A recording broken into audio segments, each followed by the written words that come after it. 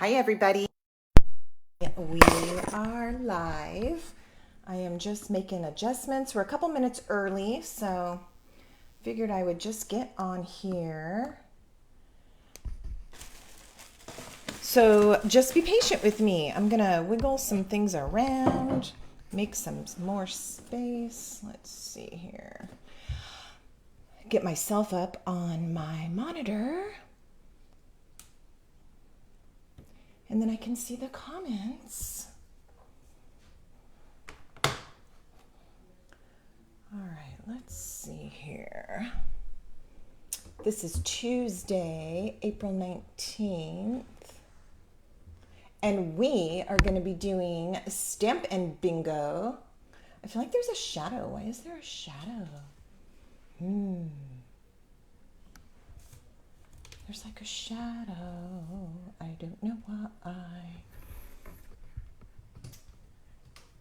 Good heavens, every time it's a little something different.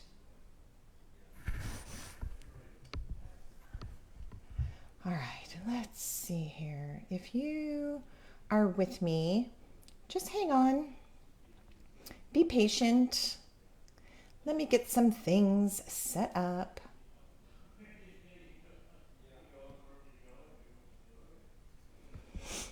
Okay. Good. I see the shadow worse on my phone than I do on my computer. So that's a great thing.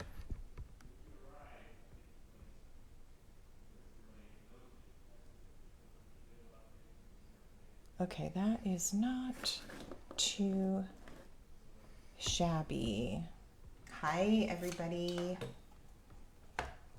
Bring some things in here.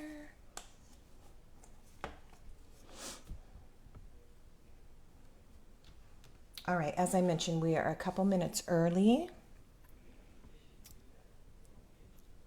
It's just, it looks like it's just now 6:30. I need to grab my bingo pieces. Hold on. Oh, I also need, let me get your numbers.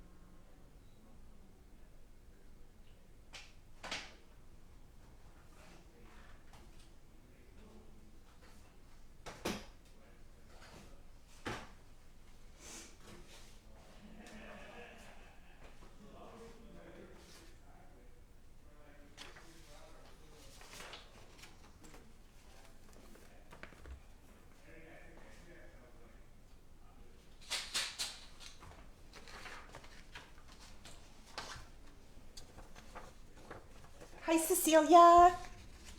Yay, hello, welcome, welcome. I'm just getting some last minute things settled. Hi, Dee, welcome. This is so fun. I love when you guys start showing up and you say hello. I love it. All right.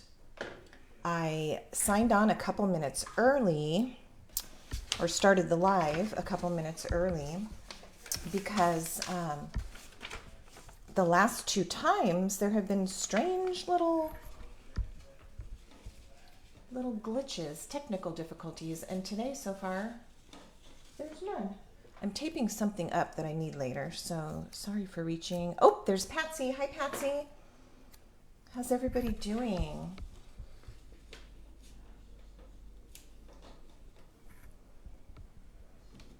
All right, I feel like I have so many things to say, and I always don't want to clutter up our time with too many announcements. I want to get into our stamping and our bingo. There's Bernice. Hi, Bernice. There's Cheryl. Hi, Cheryl. Good evening. Awesome. Okay. On my end, we are looking great. I've got comments. The box is large enough. Sounds good, Dee. Is Roxanne not around? I know she was planning on participating tonight. Is it just you? The good thing when you have a packet is you can always go back and watch the tutorials after the fact. The video stays on my Facebook page, and then I also, within a day or so, put it on YouTube, and that way it can always be found there as well. All right, let me just get my microphone. That will help a little bit. Okay, so just you. All right, well, she has her goodies. She can always stamp the projects at another time, so that sounds good. All right, I hope everybody's doing great. It was Easter week last week. I know some of you were on spring or Easter break or had kids on break. My grandkids that are in school, theirs were really spread apart. One was on spring break a while back, and then one was on break last week and this week. So it's been a little crazy. It was kind of fun because I got home from our trip, and it honestly feels like it has been weeks and weeks and weeks since I planned these projects, because it really was a long time ago. I planned them, I prepared the packets, I got all of your packets out in the mail for those of you who receive them by mail, even before we left on our trip. And then we were gone for 9 days and then home. And earlier today I was like, hey, what are we making tonight? So I did pull everything out and refresh my own memory. And so we will get started with that in just a moment. I want to talk about a couple things. The brand new annual catalog is coming very soon. This will go live on May, it's the first Tuesday of May. I think that's the 4th. In my head, it's the 4th. You can tell me in the comments if I have my days wrong. I can't quite see my calendar from where I'm sitting. But this goes live the first week of May. It's full of beautiful and wonderful and inspiring photos and products. Super excited about it. For any of my customers who live far out of town, I have already arranged to have one of these mailed to you. So you will be getting one before too long. If you're a demonstrator, you should probably already have your complimentary copy. And of course, you can order boxes of catalogs anytime now. Even your pre-order, you can do your pre-order. All right, then also May 3rd. Thank you, Cheryl. Okay, so Tuesday, May 3rd. Then this is our current mini catalog, which it slightly overlaps, okay? So this is the one that's going to end at the end of April. This one carries through to the end of June, and then, but this one starts in May and then goes for the whole year. So there's a little bit of an overlap going on here, which is kind of nice.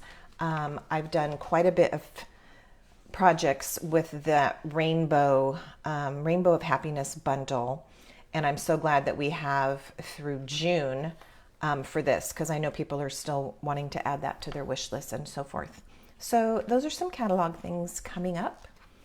And then I also want to mention, for those of you who are local, on May 7th, I am having my new catalog lunch party. So we're going to celebrate that this is live at that point. That's Saturday, May 7th. That's going to be open house style, 11 to 3. And I don't necessarily need to know if you're coming, but I will prepare a goodie bag with some things in it if I know that you're coming. So I would really rather you RSVP. That would be great. All right, so I will bring this into your screen a couple times tonight. We are stamping with Way to Goat tonight. All three of our projects use this stamp set. It has been just so clever and so cute. It is one of the sets that is retiring. So I wanted to use it and really encourage people to buy this set if you haven't already. You can make such cute and quick little note cards or birthday cards or whatever with it. Of course, we're going to create with it tonight, but here is a fast form. This makes it for an easy product purchase. If you've never bought your stamps or any blocks before and this is your first purchase, then I've broken it down to show you the stamp set. You would need at least one acrylic block, and the D block, which is this size, will work for all of the stamps in that set. A black ink pad, and then the easiest way to do it, especially without having to cut paper or any of that, is to just get a package of note cards and envelopes. So that makes a very easy purchase if you are newer to stamping. And I wanted to mention that this Thursday is a special one day only. Shipping is free.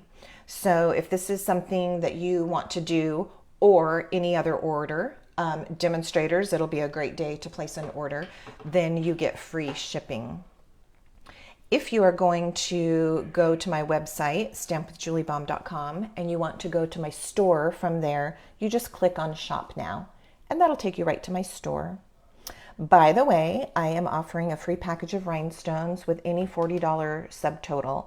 And this is good for through the end of April that I will do this, but you really want to do it on Thursday so you get free shipping. That's going to be the best way to do it. Here's your host code, and again, I'll bring this back in one more time before we're done tonight, but that would be the host code that you enter into the little box when you're in the checkout portion of the online store. It says like host code, enter here or something, and there's a little box, so that's where you would type that. All right, so that makes a super easy product purchase, especially for those of you who are brand new. If you're not new and you already have a block, obviously you don't need that. You can just do these other items. Don't forget, free rhinestones for any $40 subtotal order in my store through April. Thank you. Okay, we are going to jump in to our first project.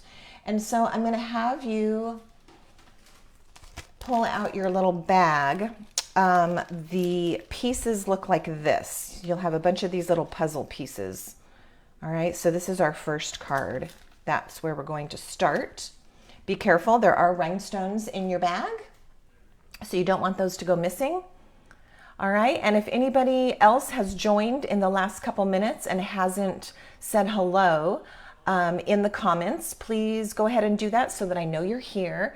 Kind of keep track of who all is watching and playing along. All right, so what you have is a thick piece of basic white cardstock. This is thicker than our typical white cardstock, and I like it if this is what the card base is going to be made out of. All right, you could do it with our regular cardstock, but this thick just holds up a little bit better when it's the base. So that's what I've chosen, and I'm going to go ahead and give mine a little bit better crease using my bone folder here. Okay, so this is the first thing we're going to do. We're going to set aside this circle, all right, for just a moment. And we're going to set aside this piece. This is going to be for our words. Happy birthday. And then this little piece. Okay, so just set those pieces aside. And what I'm going to have you do is take your 6 pieces of designer series paper, these ones right here. Now I'll tell you, this paper, I'm going to tell you what it's called. It is retiring at the end of the month. It is such a beautiful packet of paper, so I just want to mention the correct name so that if you go looking for it in my store. All right, it's called You're a Peach. All right, and it's got all of these really cute peachy, bright kind of orange blues, really a nice packet of paper. All right, so that's You're a Peach. So what I've done is I've taken a punch. This is tailored tag punch. Oh my gosh, this is one of my all-time favorite punches, and this is also retiring. So if you don't have this punch and have been waiting to get it, don't wait much longer. So I punched out the pieces with that. And this is what you're going to do. You're going to need to go ahead and grab your adhesive. We're going to start attaching these. And what I want you to do, I'm going to move all these catalogs out of the way. Give me a second. Okay. Okay, so what I want you to do is arrange the papers in a display that is pleasing to your eye. But your first one is going to go to the top left. You want it pretty close to the top of the card where the fold is, and pretty close to the edge. This is maybe, oh, it's not even a half an inch, maybe a quarter inch away from the left edge. And then you're going to pick a second piece. So we're just going to kind of lay it out here first. You take your second piece and same thing, about that same distance on the right, same distance from the top. And again, you can put these in whatever order you like. You might put them down and then even change them and decide to change it up a little bit. All right, this bottom one is going to go a little ways from the bottom edge. Let me slide this up a little. And that same quarter inch from the side. And a fourth piece of your choice is going to go here. All right, then what we're going to do is for number 5 and 6, they're actually going to kind of hang off. We're going to trim them, but they're going to fit right in between these two. You can see that my little margins between are pretty close to the same. And then your last piece is going to go on this side. So that's how they're going to go. All right, so if at that point you're like, oh, I want this one here and that one there, do your rearranging, but we're going to start gluing. So I'm going to start with my top left piece. And here we go. I'm using my liquid glue. You can use whatever adhesive you have, whatever's handy, whatever's your favorite. And that's actually a great question to start our time with. What adhesive, okay, that's a two-part question. What adhesive are you using tonight? And the second part of the question is, what is your favorite adhesive? Because maybe even whatever you're using is not your favorite. Maybe you grabbed a glue stick for tonight, but you really prefer Stampin' Seal. I don't know. So I know you're busy gluing, but once you get gluing and have a moment, type in your comments. What glue are you using tonight? And what's your favorite glue or adhesive? Okay, after you get those top two in place, then I'm going to do my bottom two, and I think that's what I would encourage you to do as well. Like so. Okay, Cheryl. Oh, we got a couple answers. Good. All right, Dee is using Tombow, and it's her favorite. Awesome. Is it this one, or is it like the old snail? Is it the dry Tombow, or is it the liquid glue, Dee? And same with Cheryl. Liquid, liquid, liquid. I'll tell you, if you aren't already used to all the different reasons of why to use what glue, one big reason to use the liquid glue is that it gives you time to kind of slide your piece around a little. If you lay it down and it's not quite where you wanted it, you have a little bit of wiggle room. Like that one, I just slid it a little bit to the left because I didn't like where it landed. Okay. All right, Cecilia says it depends. Okay, the liquid. Very good, Dee. Awesome. Cecilia says it depends. Like the liquid glue. Oh, and the fine tip. Okay. This is the one that Cecilia is talking about. This is super good, especially for tiny, tiny little areas. So I'm glad to know that you're using your fine tip glue pen, Cecilia. That's good to know. All right, we're on to our final two pieces. And so they don't really need adhesive all over the whole thing, kind of only half, because half is going to hang off and get snipped off. Now, what I'm doing is I'm putting this on my left edge, I'm lining it up with the triangle or the tip of the shape. That is an easy way to see that I've got it nice and straight. You see that? I'm going to do the same thing over here. I'm going to put it in the middle, but these little points I'm going to make sure are right on the edge of my card. All right, so let's get those glued down. Now, if you already had put glue on the whole thing, it won't matter. Your scissors might get a little gummed up when you cut it, but it's not going to hurt anything. Oh, see, I had to slide this over. I didn't quite start good. Thank you, liquid glue.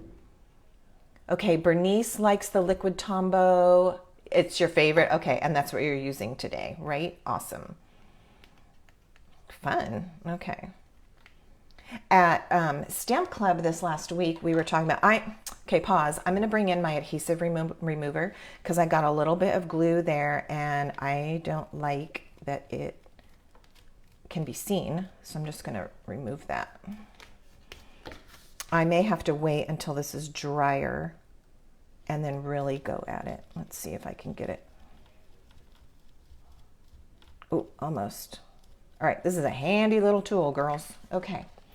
All right, once you have those all glued down, then we're gonna take some scissors and we're just gonna go ahead and snip those edges off. I like to open mine because then I can lay the edge of my scissors right against the edge of my card and it makes for easy cutting. All right, so there's that one. Your paper snips are fine if you have some nice, sharp, larger scissors. Every now and then I like to grab a large pair. Okay, this is a cute layout. You could do this with any papers. All right, now we're gonna take that and just set it aside. I'm gonna go back to my circle. This was die cut with Stitched Shapes framelits, which is a retired set of dies, but I still reach for it all the time. There are some great die sets in the new catalog if you are needing, oh, I just lost my light, hold on. If you're needing some shape dies. Okay, time out.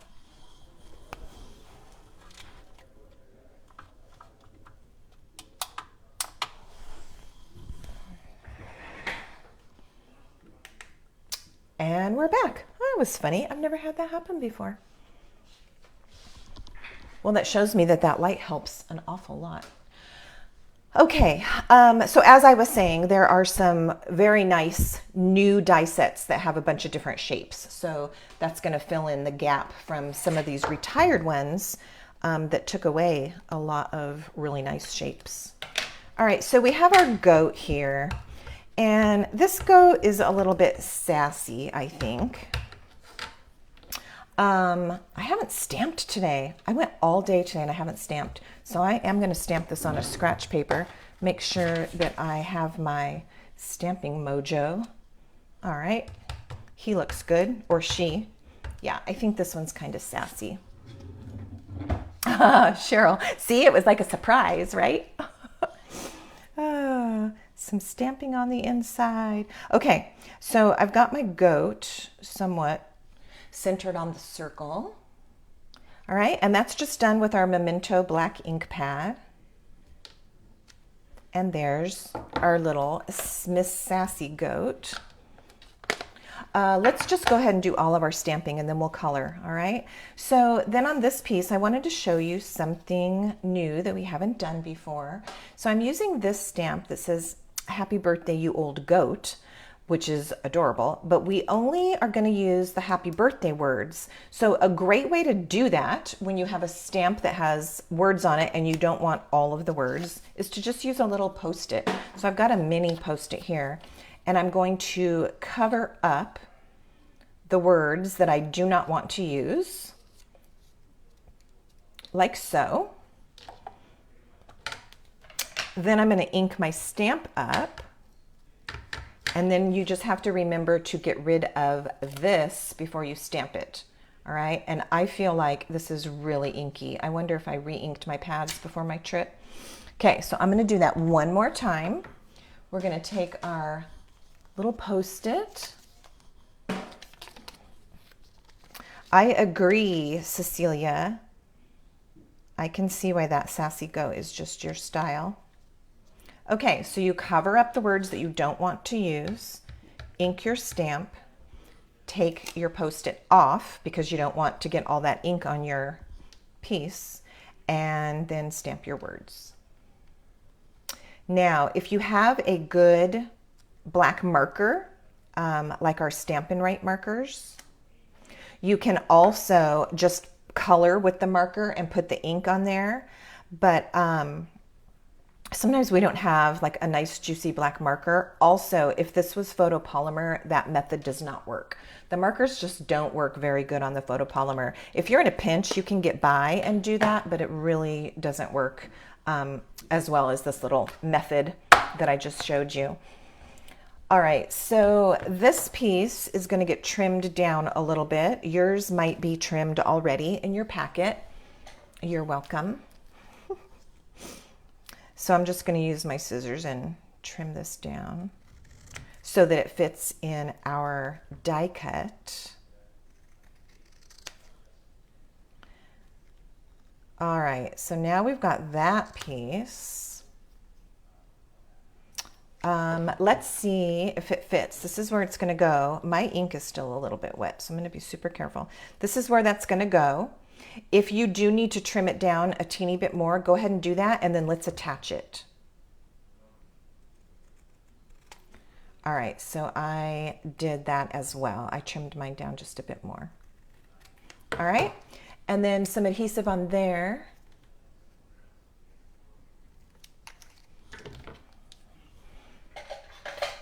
Now I'm starting to get lots of things going.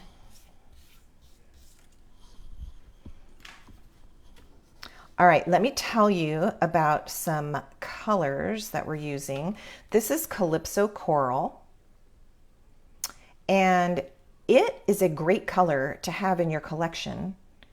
It really is about the only orange. So I say that we have pumpkin pie, but pumpkin pie is definitely a fall, a very warm orange. And then we also have pale papaya, but that is very, very pale. So Calypso Coral is really about the only orange if you don't want it to be pumpkin-y. So I tend to, and with the name Calypso Coral, sometimes you don't think of it as being an orange, but it's a great orange. All right, so we've got that. We've got our goat. Let's color our goat. So go ahead and grab your markers or your pencils or whatever you're using. I'm actually going to use my Stampin' Blends, and we were just talking about pale papaya. I'm going to use my pale papaya. If you have all of these blends and you're copying me, just reach for those. I'm going to color my whole goat in the pale papaya. And I know your hands are busy now that you're coloring, but when you have a moment, in the comments, let me know what color your goat is. So I'm using the light pale papaya, and I'm using the brush marker end so that I can get a lot of coverage quickly. And down into the legs a little bit here. All right, so I'm going to stop with my pale papaya there. I'm going to come in with the dark pale papaya and the bullet end, and I'm just going to go over some of these little lines, highlights, shadows. I love that the artwork is already there. It makes it so easy for you to know where to come in with some shading. See, you would have never thought about a little peach colored goat, and look how cute she is. I don't know, is it a he or she? I think it's a she. Let's call her her. We'll call her her. All right, I'm going to give a little bit of shadowing underneath, like at the bottom of her little cheek there. All right, so again, you can add as much or as little of your darker color there. Remember, if you're using the Stampin' Blends, if you ever get to a point where it kind of looks like light and dark and you want it to blend more, you can always take the lighter color again and just kind of go over it, and it will blend right in. Really, really marvelous coloring markers. Okay, you know, I'm going to put a little dark by her eye here too, her closed eye. All right, so we've got her fur. Let's see, do goats have fur? I think they have fur. Do they have fur or hair? Okay, Cecilia is using Smoky Slate. Awesome. A gray goat is great. In fact, we're going to do a gray goat later as well on one of the cards. So I like what you picked. Okay, then I am going to do a little bit of Calypso Coral. We were talking about that. And I'll start with the light because I'm not sure how dark this is going to look. And I'm going to do the little tuft on top of her head. Nope, I want dark. All right, so maybe your contrast color is going to go on that little hair at the top of her head, up there by her horns. All right, I like how that looks. Okay, and then I'm going to be a little crazy and come in with some blue. And again, I'm kind of picking up my color scheme from the colors that are already in the designer series paper. So who would think of a peach and a blue goat? Well, it depends on what paper you're using, right? All right, so I'm going to use, this is Balmy Blue. So I'm doing segments of the horn in dark, and I'll do some in light. Look at our little peach and blue goat. All right, then I'm going to stick, Taja is using Pale Papaya. Okay, also on your goat, right, Taja? Okay, I'm going to put some blue, I'm going to go out on a limb, hooves. I think a goat has hooves. All right, and now I can see that I need a teeny bit more of my papaya to come down into the legs.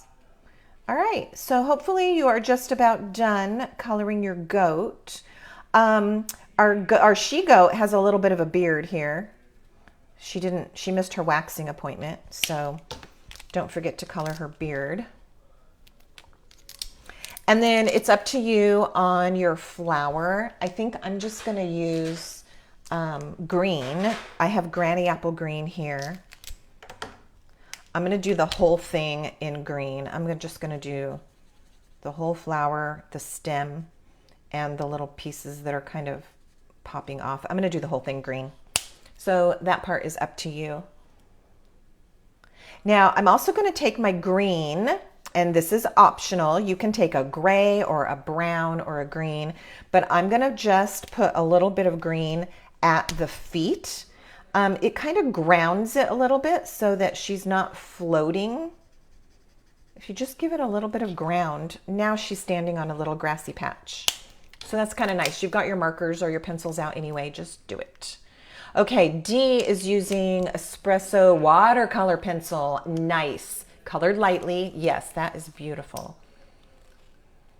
Oh, you know what, Patsy? Maybe that is a leaf. No, I think it's a beard. I don't know. What do you guys think? If it's a leaf, color it green, but I don't know now. I kind of think it's a beard. All right, I'm done with my goat. I hope you guys are done with your goat. All right. On the inside are the cute, cute words. I got you a cake, but of course, goats get the bad rap of eating everything. So it says, I got you a cake, but I ate it. I just think that's so cute. That is getting stamped on the inside of the card. I used both stamps, mounted them on one block so that it was already lined up and ready to go, and I could do all the words at once. So sometimes that's a time saver. All right, so there's our inside. Okay, we're gonna put this one together and finish it up.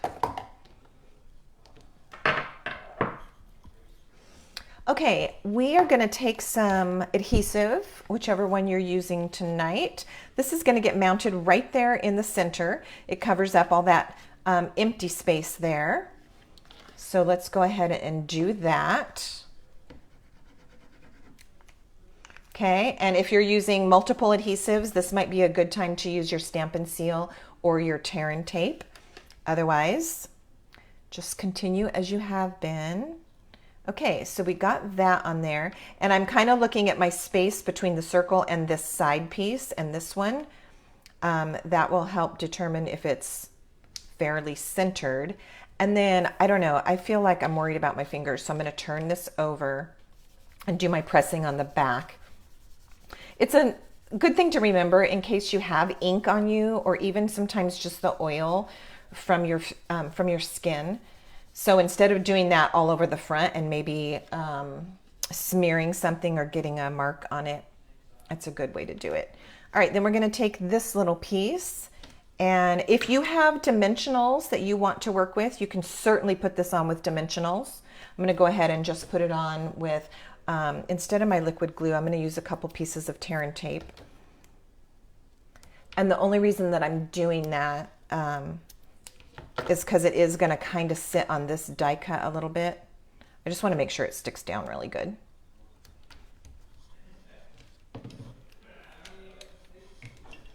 Okay, so get your adhesive on the back of your Calypso Coral die cut. Oh, let me also mention where this die came from.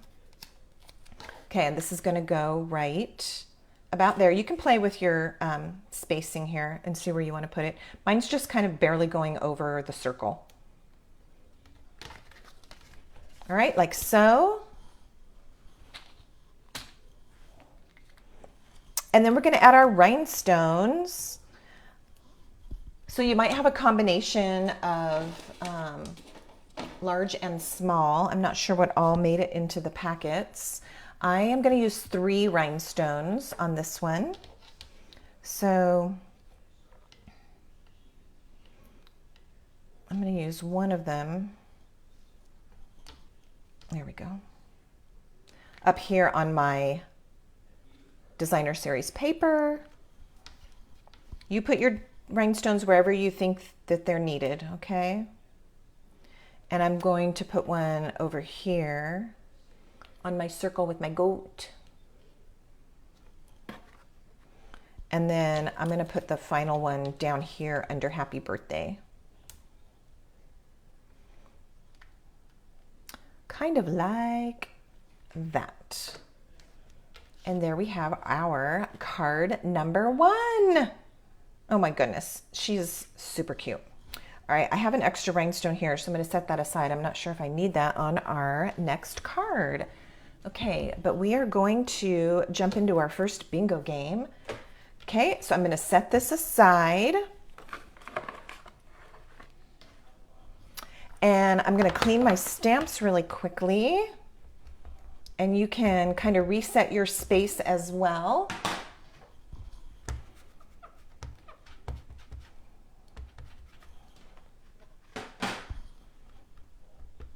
All right. I have our numbers here ready to go. They are in the bag. I have 2 super cute cards. These are actually made from paper pumpkin kits, and they are stinking adorable, and they come with coordinating envelopes. So I have this card, I have a second card, and then I also have a stamp set tonight. This is a stamp set called Create. I have a Post-it stuck on it. Hold on, I can't get it off. That's a good Post-it.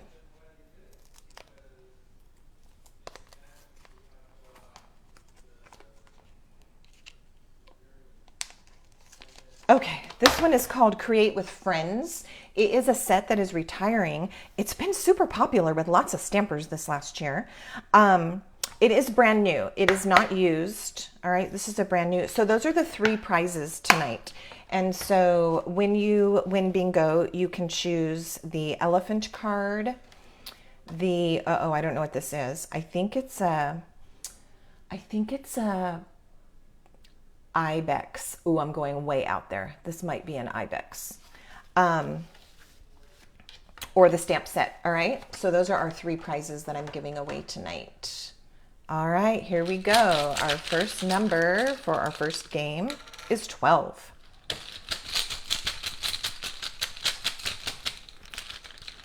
Cheryl, have you already done the Beyond the Horizon paper pumpkin? I haven't done it. Mine arrived, but I haven't done it yet.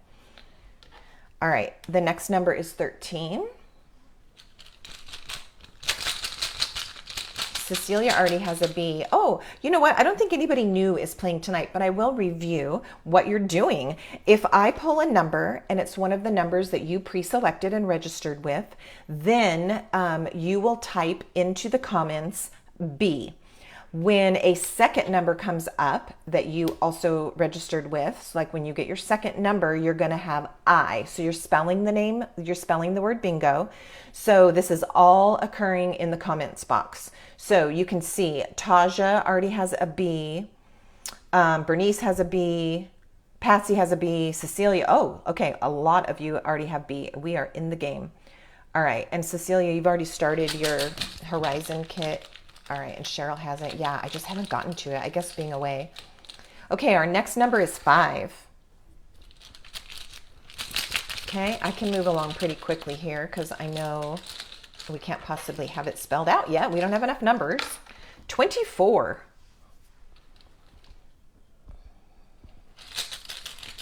All right, so far we still just have B's.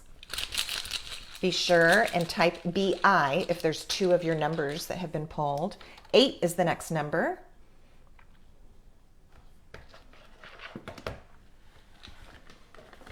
Look, you guys all started out hot out of the gate and now nothing. Okay, the next one is 14.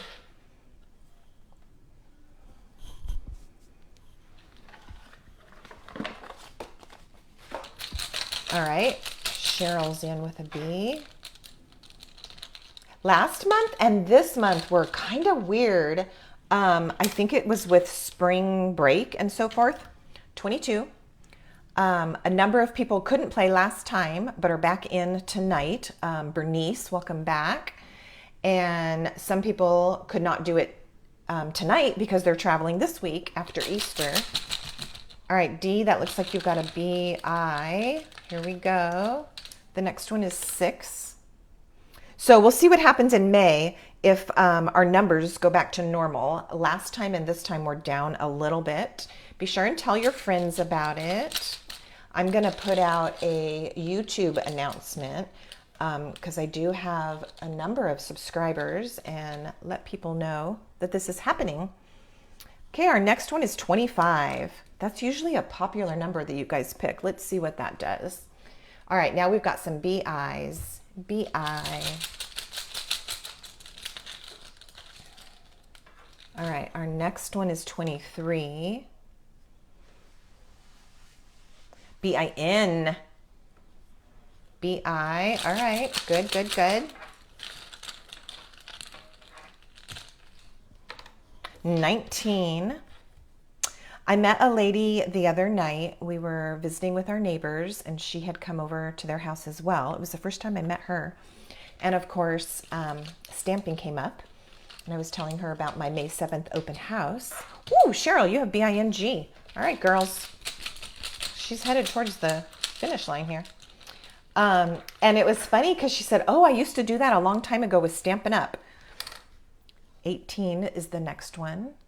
And so she said, I have ink pads that I know are old and need to be replaced. And so it was kind of a renewal of the whole idea for her. And she's super excited and probably going to come to my open house. But it was funny when she just like pulled right out of the air. Oh yeah, I used to do that a long time ago with Stampin' Up. 20 is next. All right, we have BING. We have lots of BIs, couple of BIN. We're getting close. Cheryl's the closest. 15 is our next number. Bernice is still in the game. She's got BI. Oh, yeah, Debbie, my friend Debbie from the desert, she was not able to play tonight because of it being Easter week. So, yeah, it's been kind of a weird 2 months. Okay, 17. Oh, I'm still looking for my niece, Star. She is supposed to be on here tonight. Star, if you're here, say something in the comments so that I know you're here. And I know my daughter, Stephanie, is jumping in after she gets home from baseball with her little boy. All right, BIN. We have a couple BINs and we have one BING. This could do it. Oops, Cecilia's still in the game too. Number 1. Did that do it for anybody? Number 1.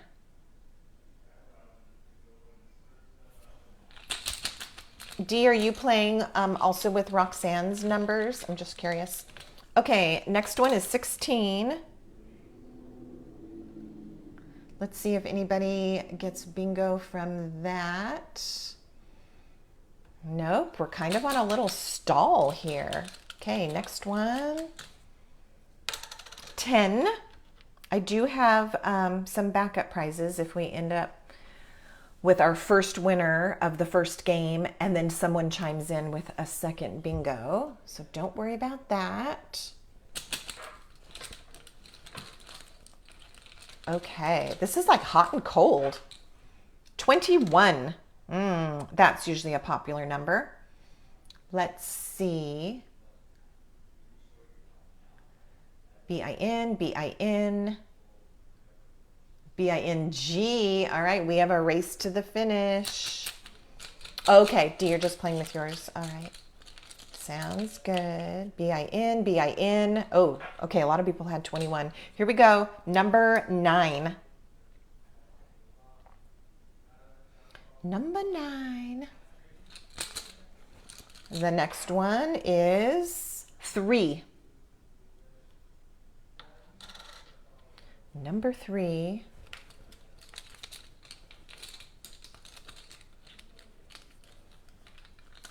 All right, let's try. Oh, I see our first bingo. Cheryl got bingo. Taja, you're right behind. You just got B-I-N-G. I'll wait another second and see if anybody else maybe had 3, if that put them in a bingo. Anybody else? Okay, let's check the numbers. And Cheryl, I'm so glad that you were able to join us tonight. I know the Tuesdays have been hard to do, and you got to play tonight. Okay, so Cheryl had registered with 3 and 6 and 8 and 19 and 25. That is a bingo. Awesome. Congratulations. Oh, D, that gave you the G you needed. Oh my goodness. Okay, the numbers are going back in the bag. Get ready for our second card and then our second game. And Cheryl, you can let me know if you would prefer one of the cards, which you might not because you get Paper Pumpkin. You might have made these, or the stamp set. So you can let me know either in the comments or, yeah, don't text me. I can't read my texts while I'm filming this. So put it in the comment box and I will get it. Okay, we're going to move on to the second card. And you have a lot of pieces for this one, all right? So it looks like this with the real flowery paper. And I'm going to make myself a note like I always do. Cheryl got game 1. All right, so you're going to carefully pull your pieces out. I believe there's embellishments in here too, probably rhinestones. So be careful that they don't get away from you. All right, and then this is a cool, fun fold. All right, this is going to be really fun to do together. Okay, you can set your ribbon aside. You can set this long piece aside. Now this particular paper is called hand penned. It is a 12 by 12 packet of designer series paper. It's in the current catalog and will retire. Very pretty, super popular paper. And Cheryl, you got the stamp set. Okay, perfect. I will set it aside with your name on it. All of the papers are kind of this soft, I don't know, I would call it pastel colors, and we are using this print that has this one. Okay, you can see 2 of the different prints here. So this one doesn't really have any of the Highland Heather. It has the yellow background. This long strip is a different print and it's got the pink. It's the same as this. So you may have gotten the same papers that I'm showing now or something similar that is from the same packet. All right, and then you have a tiny strip also.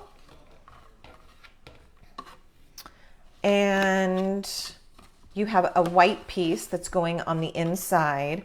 I'm looking for my little embellishment. It should be a heart. Okay, I have a heart set aside. So let me see if I can pull that out, because if you're looking for it, I want you to know what it looks like. I have another packet right here. Let me see if my heart is in here. Ah, there it is. See, these are so sneaky. All right, I don't know if I'm going to put this on the black background so you can see. It's a little resin heart. It's white.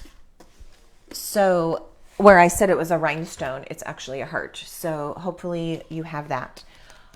I want to, or hopefully you can find it in your packet. I know I put them in there. I'm going to check something. I'm not allowed to show you the inside of the catalog because it has not gone live, but I am checking the embellishment sections. Yes, that's what I thought. Okay. These hearts, these resin hearts, actually went with last year's, so 2021's spring mini. And we used a lot of the snail stuff, and the hearts, white and red, were embellishments that coordinated with that. In the new catalog that's coming, there's some new heart embellishments. So I'm really excited that we get to have hearts again. Okay, so don't lose your heart. All right, you've got your piece here. This is, all of a sudden oh, this is soft succulent. I was like, what color is this? Okay, this is a piece of soft succulent cardstock. It measures, in case you're following along in the future and you don't have the packet, it measures 8.5 by 5.5, and it has been scored at 2 inches and at 6.25. And I'm just lining that up on my grid paper here to make sure that I said that right.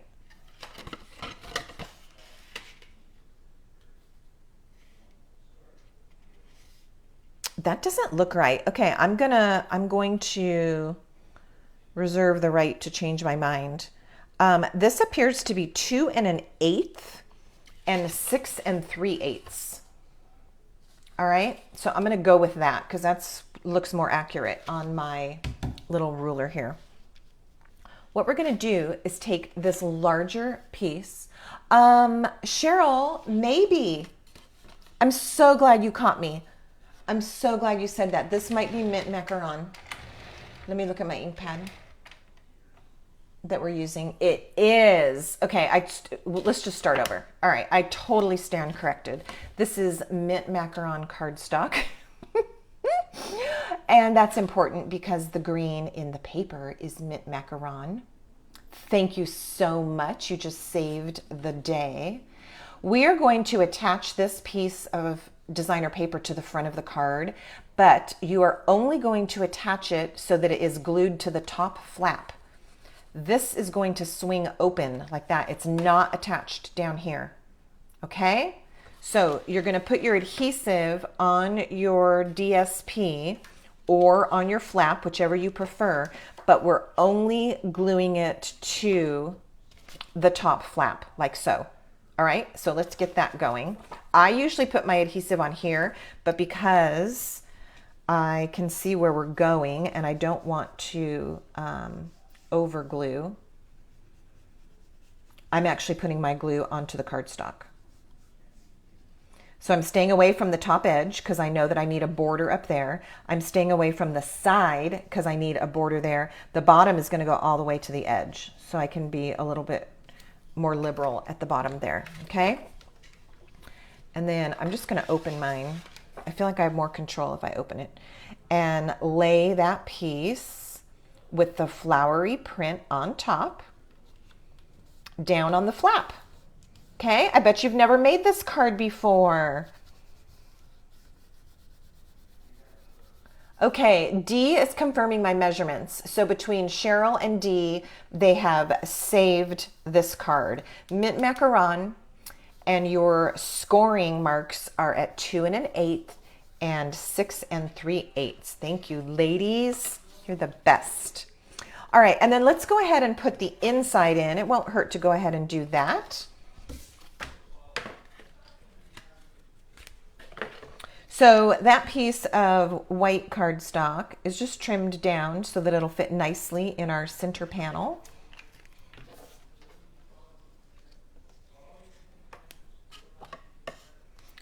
All right, let's get that in there. Kind of eyeball all of your borders, top, bottom, and sides, and get that in place. And then while we are gluing, let's put that little strip. Look how cute this is on the inside of the card. Isn't that adorable? Now, it's totally up to you if you want it lined up with the edge of the paper, the white paper like that, or you can leave it a smidge, like an 1/8 or 1/4 of an inch away if you like how that looks better. You can put it on the right if you want.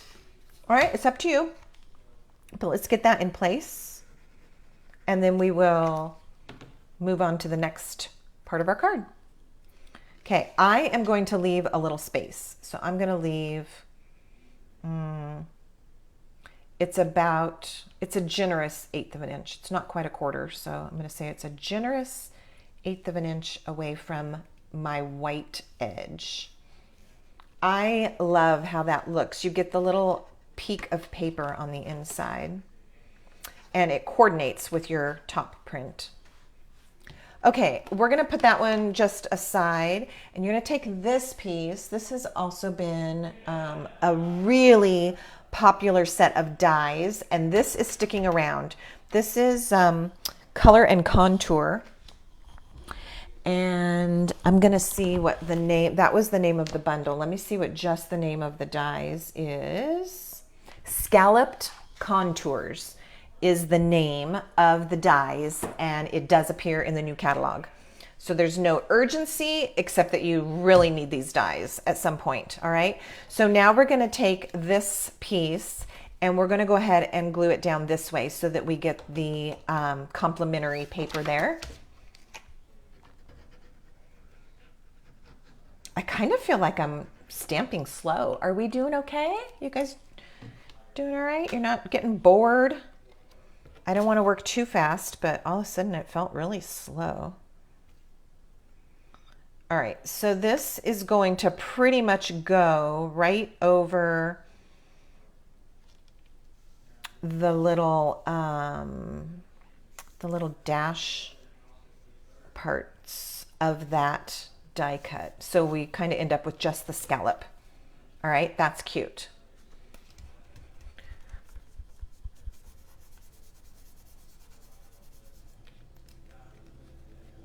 Okay, we're going to set that aside now and do our little goat and our stamping.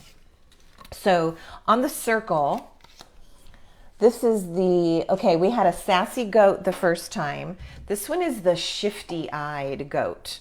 This goat, I don't know, this goat has a secret or is skeptical. This is skeptical goat. It's like looking at you with side eye. Okay, D, thank you for that. You guys are keeping up, not too fast, not too slow.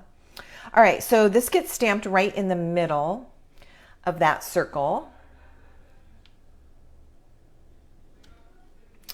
And then you can, like we did before, you can use a marker to make grass, or there is a stamp in that same set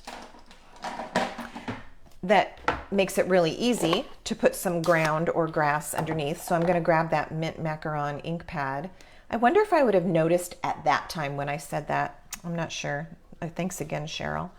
Okay, and I'm just going to put some green at the bottom here. So now our goat is standing on some grass. All right, time to color.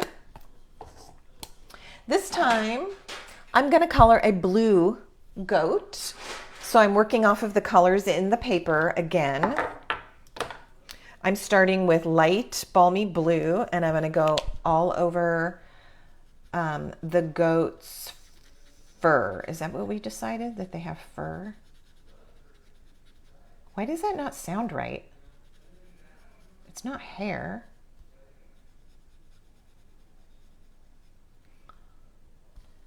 All right. I'm leaving the face, including the eyelids, uncolored for now. Okay, so I'm just going around.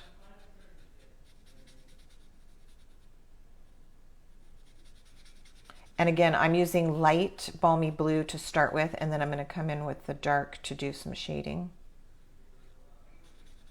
I love how I can start and stop with the Stampin' Blends, and they don't leave a line where you started and left off and then came back. Really extraordinary markers. I will tell you, when these came out several years ago, I was kind of skeptical if I needed new coloring markers and why.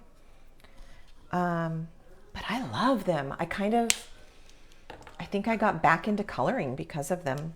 Now I'm going to use the darker one. And just like before, the Stampin' Up! Artists have already given us some great starting points of where to add your highlights and your shadowing. So I'm going all the way around the edges with my little bit darker blue and some of these little accent areas. And now it's your turn to tell me what color your goat is. Did you go with gray? Did you go with a color? All right, the next thing I'm going to do is come in with gray. Let me see which one I chose. This one is Smoky Slate. I think somebody used Smoky Slate earlier. Oh, or Gray Granite, one of the grays. And with my gray, I will do the horns and the legs and hooves. All right, we've got crumb cake. Cecilia's got a crumb cake goat. You can't go wrong. All right, there's my blue and gray. Now I'm going to grab this set of markers. This is actually light petal pink. But I like it because it's just super, super pale. So I'm going to use the light one and do the face. All right, so if you have your Stampin' Blends and you are following exactly what I'm doing, you want the light petal pink. Look how cute that is. I'm sad that these goats are retiring, and I hope you get them before they're gone. All right, there's the face.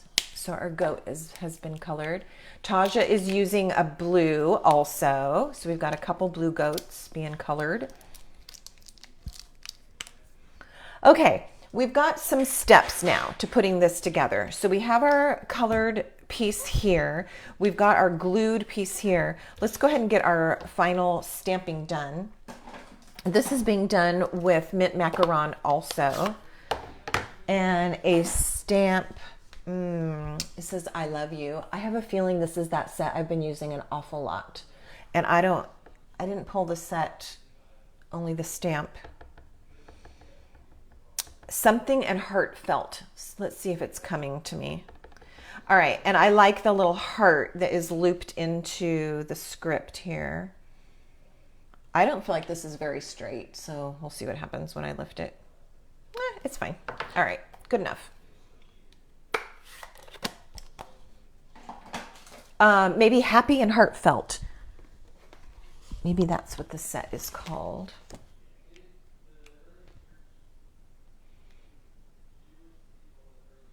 Ugh, it doesn't look, I don't know.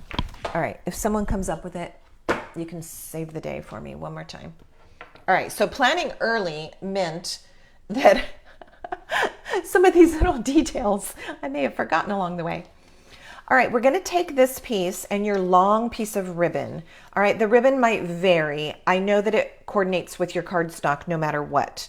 And I'm going to tell you how many inches you were given so that when you make this a second time, you can cut the right amount. So you've got about 21 inches of ribbon. Now, this is soft succulent ribbon, but it coordinates nicely with the mint macaron, especially because it's kind of sheer.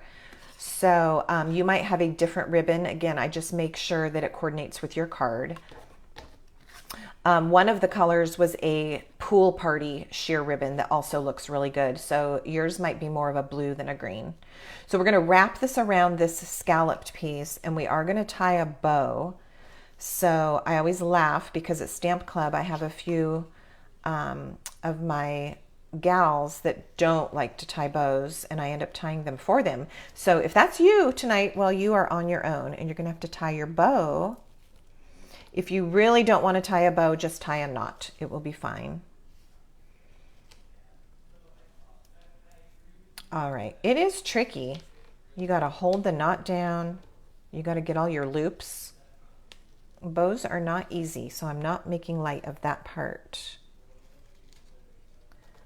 All right, so I'll give you a little bit of time to get your bow the way you like it. I'm sipping from one of the cups that my daughters made. It says procrastination, the act of avoiding responsibility while crafting. How true is that, right? So I'm totally procrastinating tonight. All right, once you've got your bow on there, or your ribbon on there, the bow should be over to the left. And we're gonna trim these, but let's just wait until we kind of get the whole thing together, just in case you have to redo it or slide it, all right? Okay, so we're gonna set that piece aside. Well, no, let's put our goat on it. Okay, take this. If you're using just your regular adhesive, you're gonna go ahead now and attach it. If you happen to have dimensionals handy, I would suggest that you use some dimensionals to put this on. Oh, this one's almost gone. Let me grab a different one. It'll be easier. It'll be easier in the moment.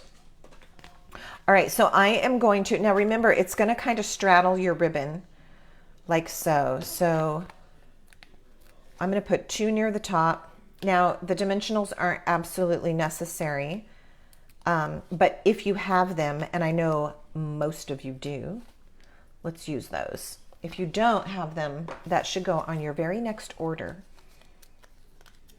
All right, let's put, yes, D, that's a wonderful hint. Put a glue dot under the knot and it makes the bow easier to tie the bow. So once you get your initial crisscross and your knot, you can take a glue dot. Let's just do it.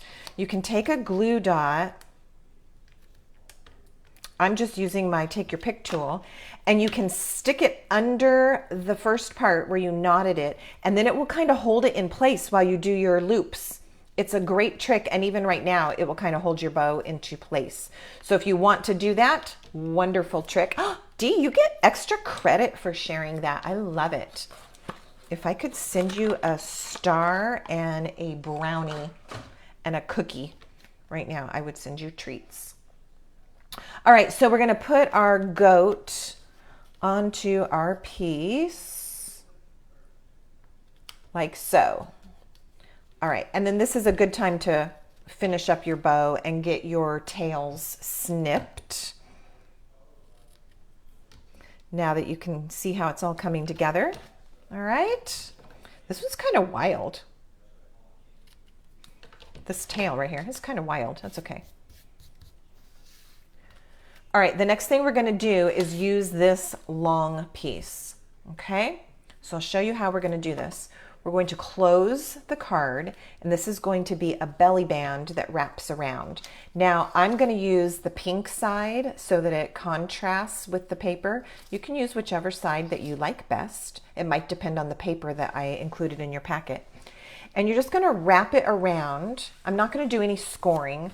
On the belly band, it seems to be easiest if you just wrap it around and go for it. And I'm gonna come around. Now I want it snug, but I don't want it so tight that it won't be able to slide off the card. So I'm kind of making it snug and then pulling it back a little bit. And then we want to go ahead and attach that to itself. So this is not attached to the card. You're just gonna attach the strip of paper to itself so that you have a belly band. All right, so I'm going to use some liquid glue and give myself a little wiggle room if I need it. And attach that like so. And then I'm going to slip it back over my card to make sure of what I've done. There we go. All right. This could actually be a little bit tighter. I'm going to leave it just for the sake of time, but if you need to pull it apart and make yours a little bit tighter. Okay, once you have your belly band figured out, now we're going to go back to this piece. This gets attached to the band. Okay, look at how different that is. So when the person that receives this card slides the band off, this whole piece is going to come off like so. All right, so let's do that. You've got your belly band in place. This is why it did not matter that the seam is in the front, because no one's going to see it anyway. All right. So again, you can use whichever adhesive you have handy. I am going to use dimensionals one more time. So I'm going to just put my dimensionals right onto the belly band. All right, isn't this a different layout? I cased this card from when I saw, and I want to make this design over and over again. And of course, changing your paper and changing your image, you could do anything with this. Okay, and then I'm gonna line it up nice and centered right onto my dimensionals, and now my belly band is complete. Again, the whole thing will slide off for the card to open. All right, the last thing we need to do is attach our words, and I kind of left that for the end. You can put it up here or down here. Sometimes it depends on which way your bow and your tails are going. So it's up to you where these words are going to land. I'm just going to use a teeny piece of tear and tape on mine. Your liquid adhesive that you are using is just fine. All right, so that's going to go. I'm going to go ahead and put mine up here in the corner. And then to finish it off, we're going to grab that resin heart that we made sure we kept track of. Okay, Patsy's loving it. Dee is loving it. Good. Okay, I'm so glad that you're with me. All right, I'm going to kind of peel this back and get it on my tool so I can put it in place. And I'm going to put mine just right up here by the I love you words. It's subtle, the white on the white, but it's subtle and it sticks up. So it gets noticed still. All right, let me pull in. All right, this one was done with the pool party ribbon. So yours might look like that. And again, now the belly band slides off, the card opens. Ah, so fun.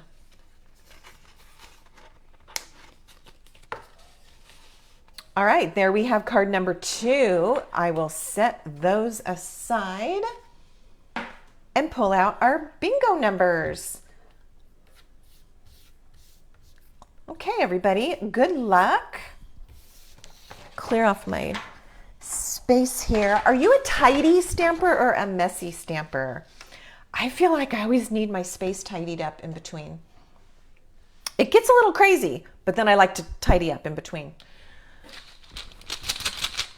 It's so fancy. Oh, you're right, Tasha. It is fancy. I love it. All right, here we go. While you're tidying up and letting me know if you're a tidy stamper or a messy stamper, I will start pulling numbers. Number 11.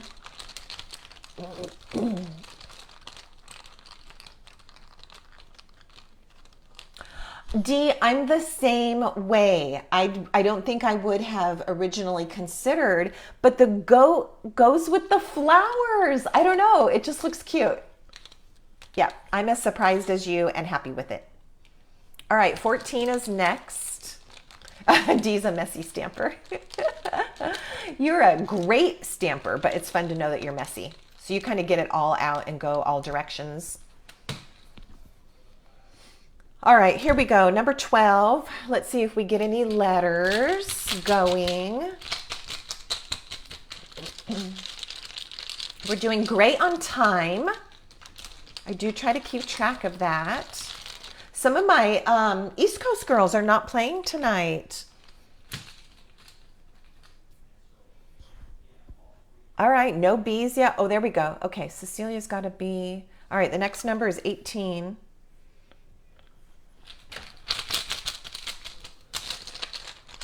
And then we have 2, number 2.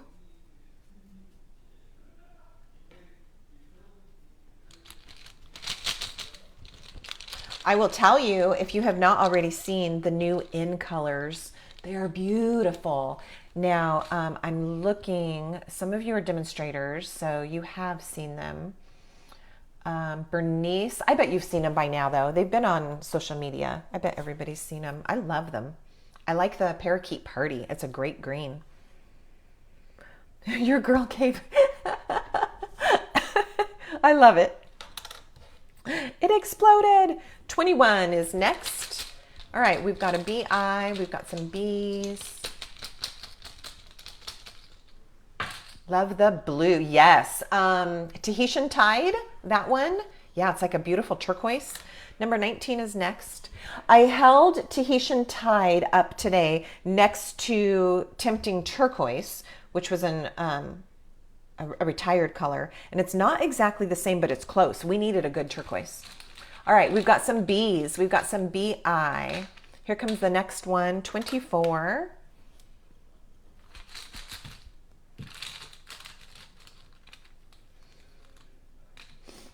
And number 9. Oh, we had number 9 in the first game.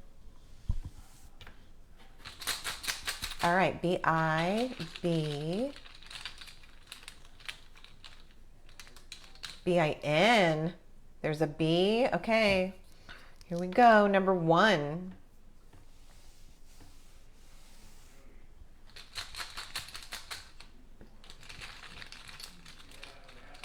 All right, the next one is 3.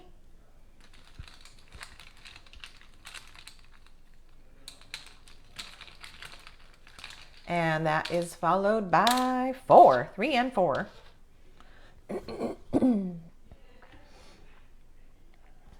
All right, I'm looking at your comments. We've still got some BIs, BIs, BING. Patsy has BING. Cecilia, what does she say? My she shed looks like an explosion of the new colors too, right? You have the cardstock and the markers and the designer paper and the ink pads. Okay, number 5. Oh, look what we did there. 3, 4, 5. That's funny. That's always like when you're at a store and your total due is like an even number. It's like $32 or $47. I always think that's so funny because it doesn't happen very often. Okay, next is 7. Oh my gosh, we almost had another thing going there. All right, let's see how we're doing. Our third card does not take much time. We're going to use the goat again.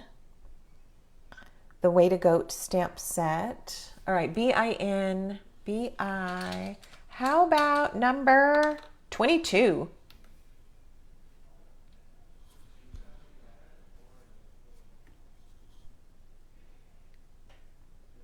All right, we don't have a bingo quite yet, but we're getting close. Number 25. 25 is usually popular.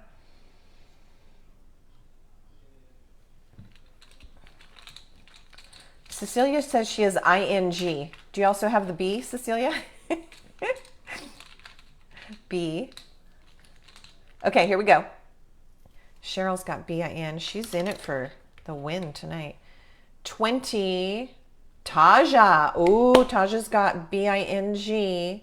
Let's see what's going to happen. It might only be 1 or 2 more numbers, and it might do it. Bernice is still in the game. Yeah, Cecilia. I know. You have BING. 23. Oh, I'm getting nervous. We're getting down to it. All right, D is still in it with BI.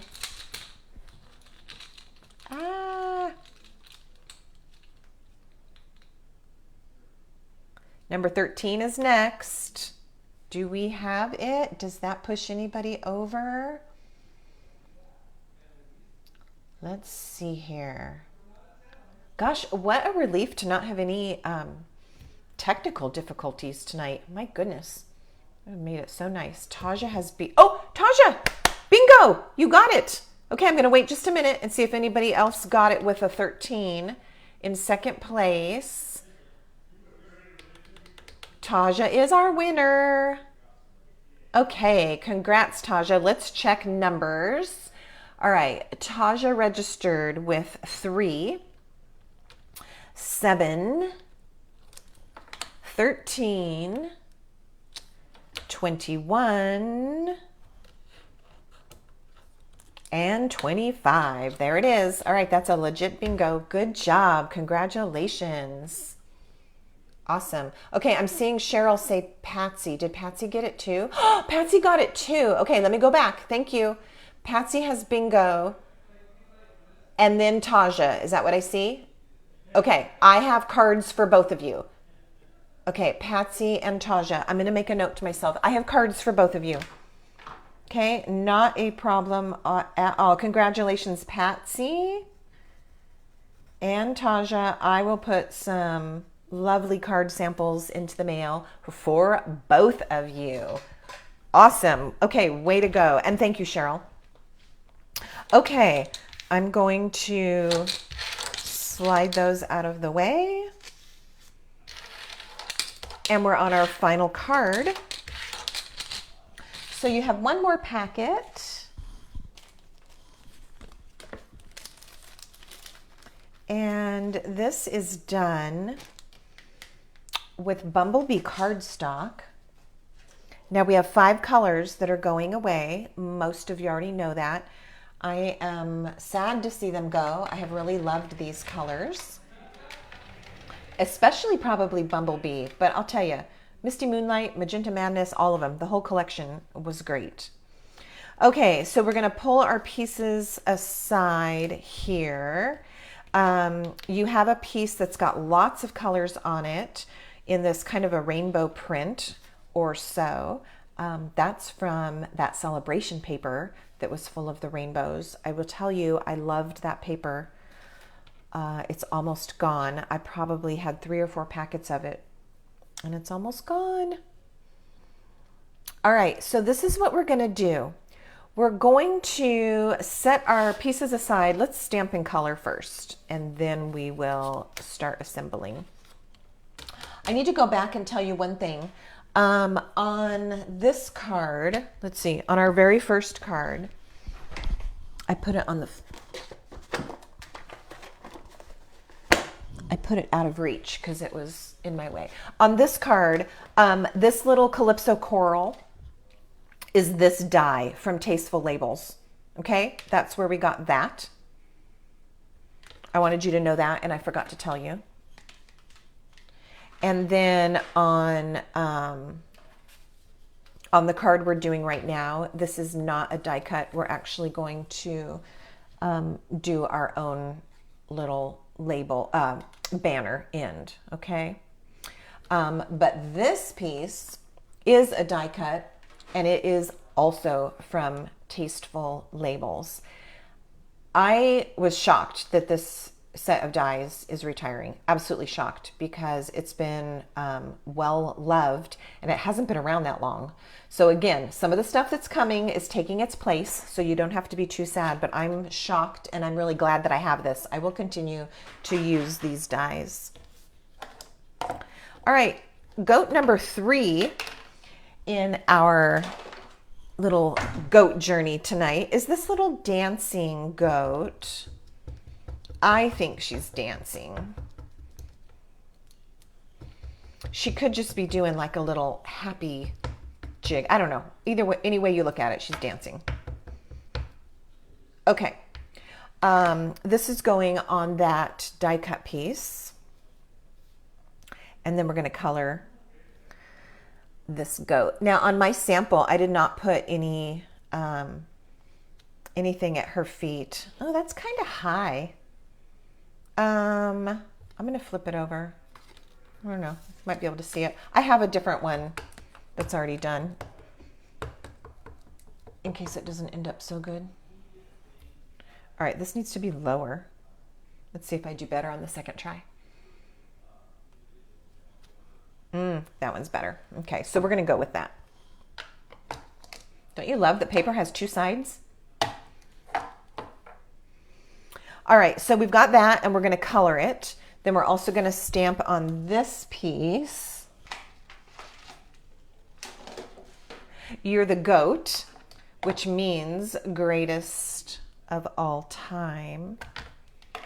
That was kind of a popular little saying the last couple years, being the goat. All right, so this is stamped slightly to the left side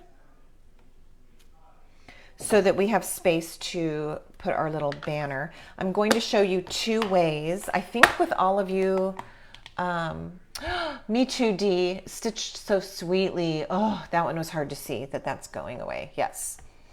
I'm going to show you two ways to get this banner tail on our pieces. I don't think they're new to the group that I have playing along tonight. Most of you guys have been around for a while, but I never know when I might have a beginner watching. So let's show how to do this little trick.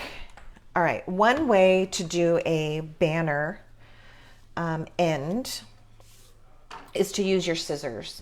And the easiest way to make sure that you get it straight is to follow my lead. If you just try to cut a little V in it, you're going to be crooked, and then you keep trimming and trimming and trimming. It doesn't work out so good. So the best way to do it is to make a snip in the center first. Then you can go from the corner to the center and from the other corner to the center.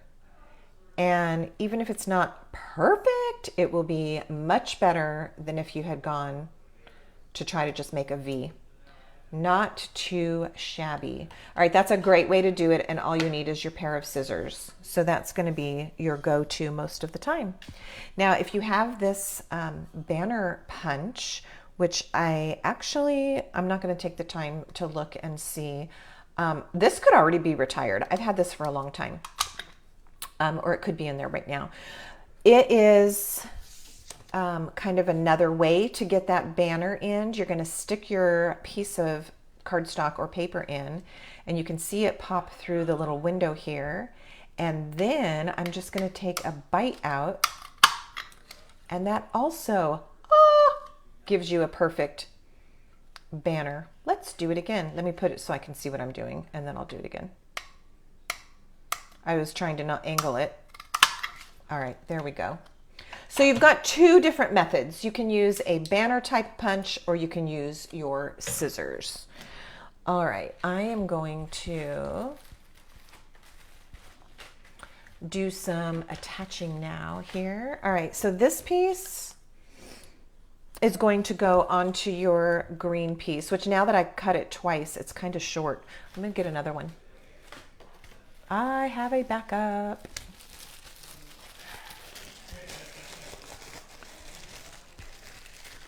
Okay, I'm just gonna do my green piece one more time. Oh, this one's already punched. All right, let me just see which is the best one. Okay, this is what I'm gonna do. I'm gonna cut a little bit off of this side, and then it will fit. All right, there we go.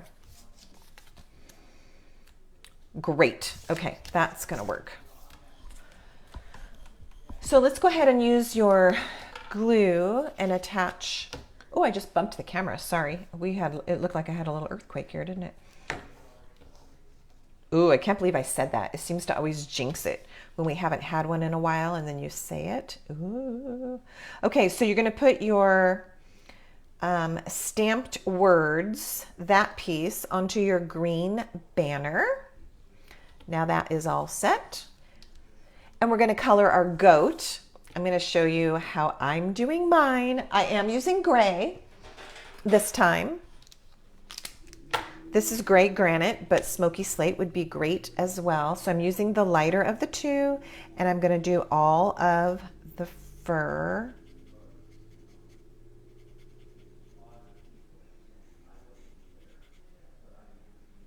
Yeah. Okay.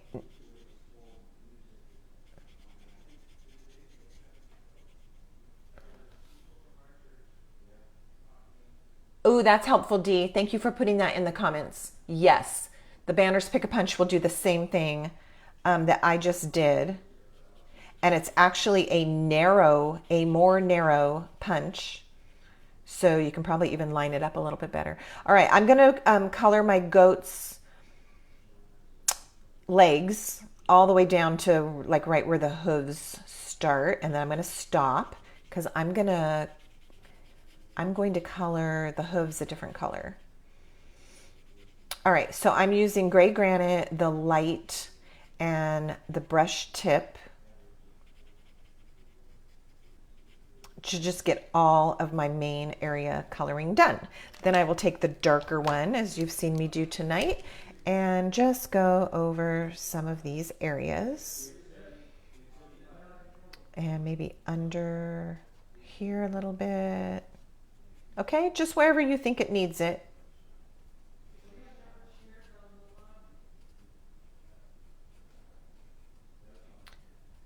Okay, so I've got my light and my dark. Now I'm gonna do a little bit wild. Okay, so I'm gonna go rogue here. I'm gonna take my polished pink. No, it looked like polished pink in my bin. It's Flirty Flamingo. So I'm gonna take Flirty Flamingo, the dark one, and I'm going to do the hooves. Like bright pink polish. Ah, that's cute. You know, for a long time, I've been stamping with Stampin' Up for 29 years. I think I'm at 29 years. And I'm kind of, I don't know if it's a realist, whatever. I always think that like an animal should be a certain color and flowers should be certain colors. I never really branched out very much until the last few years. And it's so much more fun. Who doesn't want a goat with pink feet, right? They don't have to be realistic. All right, and pink up here. Look, she just went and had her mani-pedi. All right, and then I think that her horns should be pink as well. All right, so it's time for you to let me know what color you did this goat. Did you do the same color? Ooh, I kind of like went out there. Or did you go a different direction on this goat? I'm using the colors from kind of my color idea from my designer paper again. Okay, then I've got Pool Party. And I'm going to put eyeshadow on my goat. So her little eyelids are actually going to be blue. See, that is way outside the box. Look how fun that is with her powder blue eyelids. All right, and then while I was creating this, I thought, okay, we've gone this far with a mani-pedi and eyeshadow. Oh, you made your goat Flirty Flamingo. Awesome. Okay, so then you probably did her hooves a different color, right, Cheryl? So Cheryl did her goat in Flirty Flamingo. Love it. Okay, so this is what I'm going to do. I'm just taking a very, very fine-tipped black pen. This is actually a 0.03. And I am going to give my goat some eyelashes. So I'm just going to add some little eyelashes here and some over there. All right, so that's kind of silly, but it's fun. All right, so if you want to do that, you just need the finest pin that you own, the finest tip, to add little lashes. All right, now we're gonna get ready to put this all together. So you've got your stamped piece, your stamped and colored piece. We are going to do some tearing. We haven't torn paper in a long time. So this is the piece that's going to get torn. This is your card base made out of Bumblebee. And I want you to either eyeball about 1 inch or if you're more comfortable, grab your ruler and just kind of eyeball it that way, or you can mark it if you feel more comfortable. Okay, if you want to, you can mark where that little inch is at the top and the bottom. I don't think it's necessary to mark it. I'm just marking it in case you feel like you want to. I don't think you have to. And we're going to tear it. So you're going to start there because it doesn't totally matter. You just kind of want to stay about an inch away from the edge of the paper. You want to tear in little bites so that it gives you a nice rough edge. Don't be scared. Just commit. Just do it. Okay? So you're going to tear that piece off. Oh, so fun. Isn't that freeing? Like, I just tore my paper. Awesome. Now, what that's going to do is let us expose this little piece of paper here, which is going to go on the inside. Let's attach that. I feel like things come and go. You know, they kind of are trendy. For a while, tearing paper was all the rage. We were tearing paper on everything we did. And then now we haven't done it in a long time.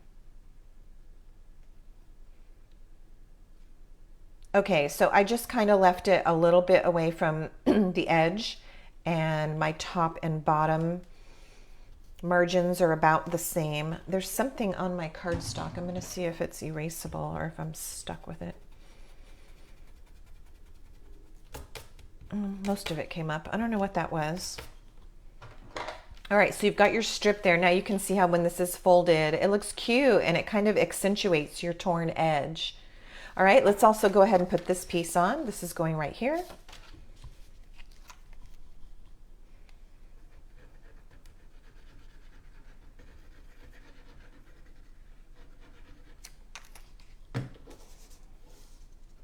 Liquid glue is on the job. And you will kind of center it on that front panel now. This doesn't need to be perfect because you've got a torn edge, so it's obviously not going to be completely even. So look at the top, the left side, and the bottom to see if it's as straight as you can get it. All right, that looks good. Okay, now we're gonna take some twine. This is actually not Stampin' Up twine. This was I think from Target, marked way down, a huge spool of it for like, I don't know, $2 or something, but it's definitely Granny Apple Green. And we do have some new Baker's Twine colors coming in the new catalog. So you will be able to get a green twine. I think I've given you 20 inches. Let me double check.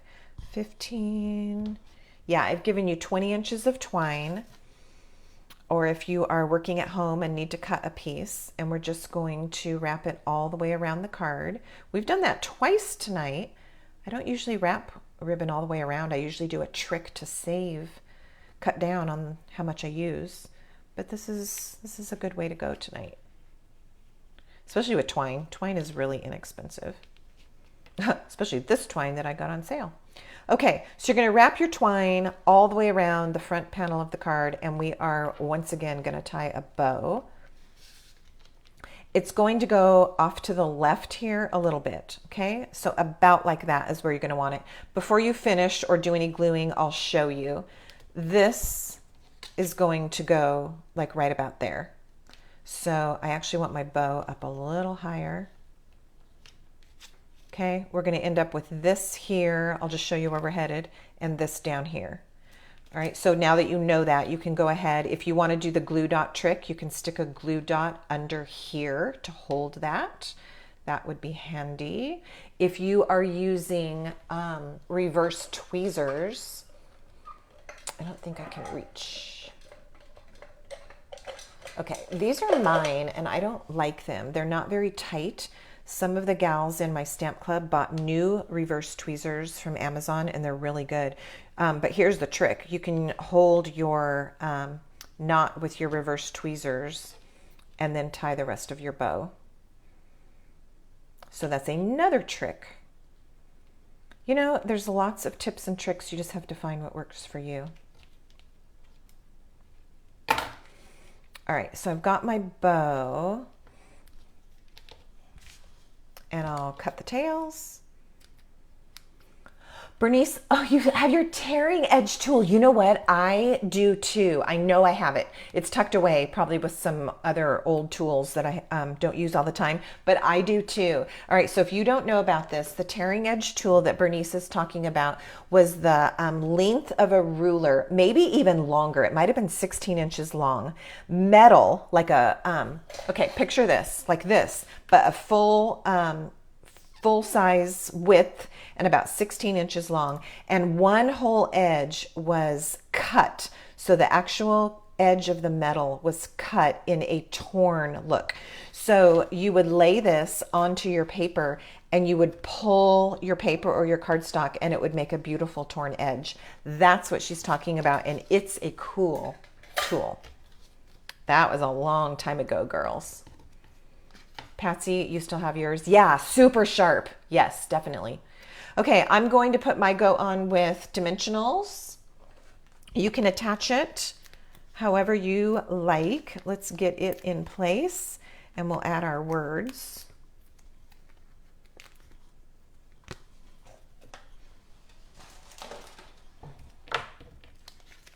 The tearing edge tool. Boy, wonder what year that came out. All right, so I'm going to put my little goat just slightly below the bow and kind of to the side of my twine. And then I'm going to add this. I'm going to go ahead and put this on nice and flat. And it's just going to, I don't want it sticking out over the edge of the card, obviously. So I'm just going to tuck it in only as far as it needs to go and attach that. Probably not raised. I think it's going to be better to kind of slip under your raised edge of your goat if you did that with dimensionals. All right, so let's put this on, and then all we have to do is our embellishments.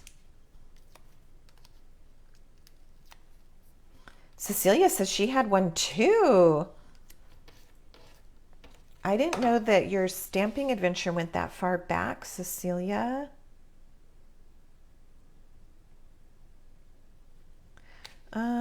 I think I need this a little bit higher. I don't know. Are you guys playing with the placement of yours? There we go. I think I want it tucked under the goat and like that. Just be careful that you don't glue it down to the back panel of the card. Make sure there's no adhesive under these tails. Okay, because it needs to be able to open. All right, I am going to stamp on the inside of my card. I don't know what yours looks like, but I couldn't resist using the little tin can on the inside. So I'm just gonna put a couple of those there. I don't know, that goes with the joke of the goat, right? All right, so that completes our third one. Again, a really good design to copy. Change up your paper, change up your image or your sentiment, and you could do all kinds of things with this. Oh, right, Cecilia. Yes, creative memories. If you've been scrapbooking, that would have been a common tool used as well. Okay, I'm gonna set that one aside and pull out our bingo numbers. Oh, no, we need to put our embellishments. Were there some in the bag? I don't know. Let me check this other kit that I had here. If not, I'll show you what I used on my sample. I don't know if I put embellishments in here. Yeah, I don't see them, so I don't think that they were included. I'll show you what I used, because these have been super popular. These silver and clear epoxy essentials. All right, there's a whole new one. So they come in, now you can see the clear and the silver. And so these little clear embellishments would be super cute. But they're different shapes. So here's a diamond. That would be cute. I'm just gonna put a diamond up here. I'm gonna use one of each. So a diamond and a circle.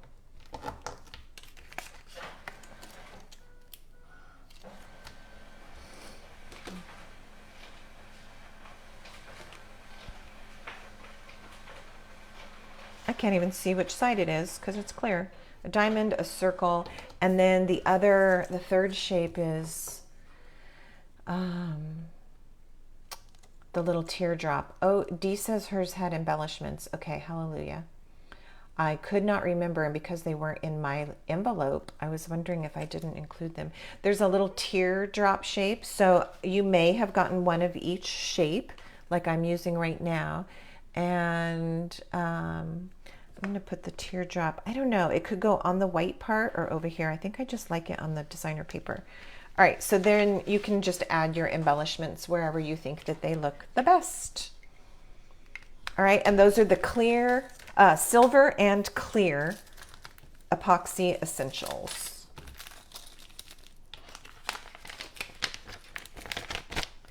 And we are ready for our third and final round of bingo.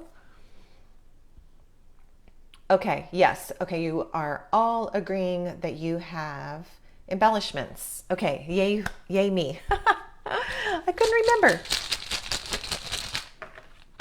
All right, here we go with our third and final game, number 15.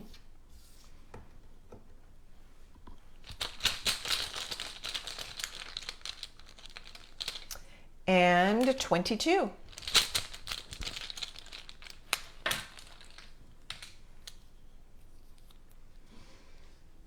$17. Oh, Dee, you are so welcome.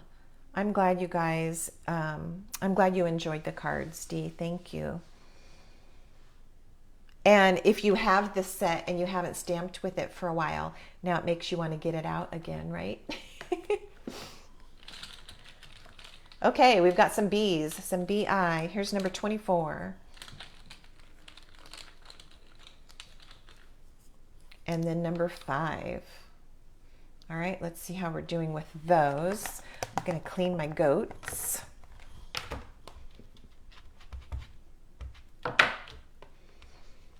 All right, B, BI, another B. Okay, our next number is 20.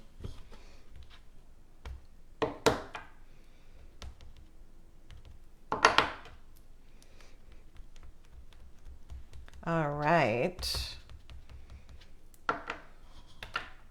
Then we have, I'm going to find this word, this set of words for you while we're playing bingo. I know where they are now. It just came to me. Okay, the next number is 2. It's in the current mini. And I really feel like it's called Happy and Heartfelt. Let's see if I can find it.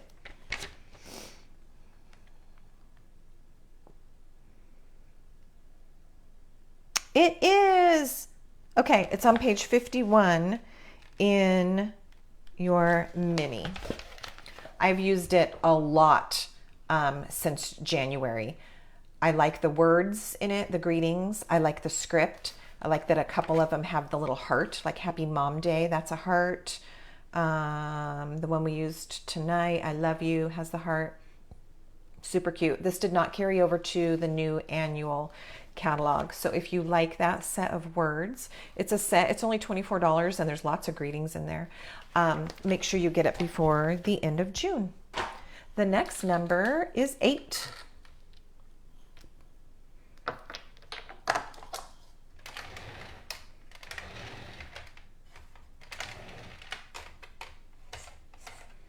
And then we have, okay, we've got a BIN, number 7.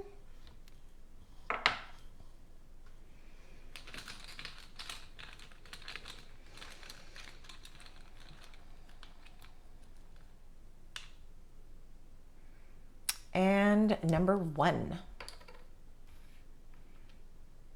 D, only because I have the list of numbers that everybody registered with. I wonder if Roxanne would have won. I've been looking at her numbers throughout the night. All right, Cecilia already has BING. She's headed for the finish line here. Number 13 is next.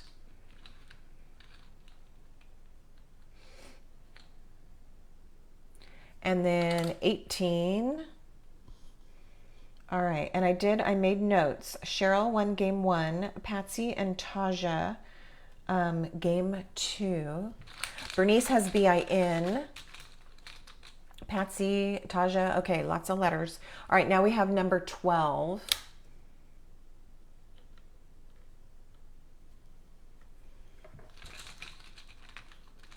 Let's see if that did it. Cecilia, there you go. Congratulations. All right, let's check your numbers real quick. All right, Cecilia registered with 2 and 7, 12. Oh yeah, that put you right at the end. 17 and 22. There we go. All right, Cecilia, congratulations. And I will make sure that you get some card samples from me as well. I've made my note. Game 3. Did anybody else get bingo on that last one? I think that was you. That was pretty quick. Those are like all your numbers. All right. So that is a wrap, ladies. Thank you so much for participating. Thank you for stamping along with me if you were able to do that tonight. I'm going to just bring in that one page one more time in case you need any of these item codes. A reminder that if you are placing an order at my online store, I will gift you with free rhinestones with a $40 subtotal, and that is good through the end of April. But don't forget that this Thursday, one day only, is free shipping. Any order that's $75 or more in your subtotal will apply we'll get the free shipping applied.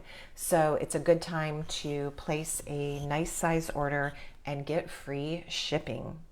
That is it for tonight. I'll bring our cards back into the screen here so you can see. I kind of pitched them way out of the way. Let's see if I can find them. This one. And, oh, here it is. And this one. All right. Thank you for your comments. And again, I will mention one more time, if you don't already subscribe to my YouTube channel, please go check that out, Stamp with Julie Baum, and subscribe. And then you'll also get any of the card and project tutorials that I put up there. All right. Thank you so much. And I will be in touch, and I will send out the prizes within the next day or two as well. All right. Bye. Thanks for playing.